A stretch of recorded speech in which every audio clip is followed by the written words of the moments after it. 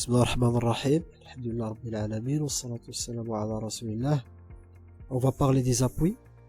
Comme vous savez déjà, en génie civil, on trouve souvent trois types d'appuis. Un appui simple, un appui double et l'appui encastré.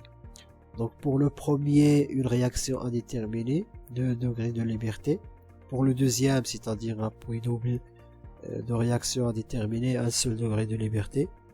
Pour le troisième appui, il s'agit bien évidemment de l'appui encastré, donc 3 réactions indéterminées, 0 degré de liberté. Donc je parle en plan. Donc en ce qui concerne par exemple ces schémas-là, ce cours-là, donc on va faire un cours pratique, donc pour bien comprendre le comportement de la structure aux appuis et pour avoir une idée des ouvrages en génie civil ou bien des appuis en génie civil généralement où on trouve ces appuis là. Donc pour la première photo ou bien pour le premier schéma ici, on va essayer d'analyser un peu les jonctions, donc pour supposer qu'il s'agit d'un appui tel. Donc ici, comme vous savez déjà, donc le mouvement est empêché ici, la translation est empêchée ici, il est empêché dans ce sens-là. Donc deux réactions à déterminer, on va dire que c'est un appui double. Malgré le frottement ici, on a une poutre, on a un appareil d'appui par exemple, le cas des ponts, et une réaction à déterminer, c'est celle-là, et on a un déplacement ici. Et malgré le frottement, comme j'ai déjà dit, on peut supposer que c'est un appui simple. Donc c'est ça le point. Donc on n'a pas des appuis parfaits. Mais c'est appui parfait en génie civil. Donc il faut savoir ça, il faut noter ça. Mais des appuis le homa parfait. ما كاينش encastrement sans rotation. ما كاينش appui simple sans frottement. يعني داك الاحتكاك مع اسميتو. Mais ce sont des hypothèses, donc pour simplifier un peu le calcul, pour dire que on va déterminer juste 2 réactions, une seule réaction, 3 réactions, etc. Donc généralement 3 appuis les plus utilisés en génie civil, les plus usuels pour, comme j'ai déjà dit, simplifier le calcul. Ici c'est la même chose, mais en utilisant ici un moyen de précontrainte, donc pour montrant la rotation de la poutre. C'est même que هنايا. Alors pour le premier, c'est un appui simple ici avec un déplacement delta L, un déplacement delta L. Puis après ici on a double, donc la même chose. On va continuer. Donc la longueur de scellement est largement suffisante. Donc ce qui fait, on va dire que la jonction a dit c'est un appui encastré.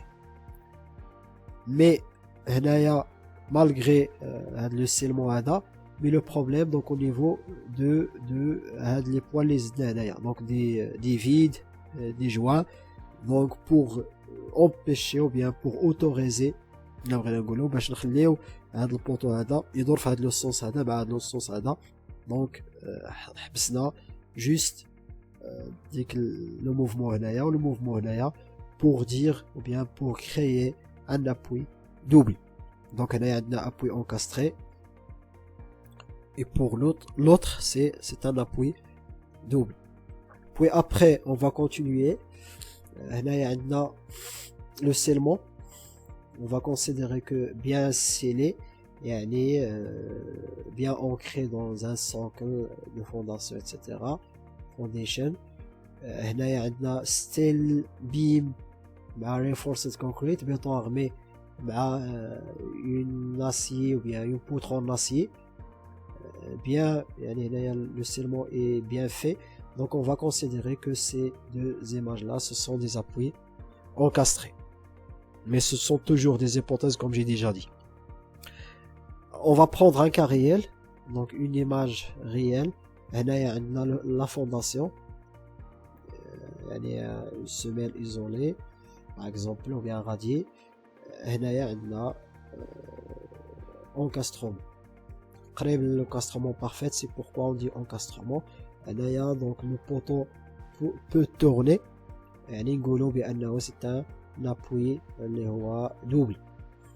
La même chose ici, appui encastré, mais هنايا باقي libre.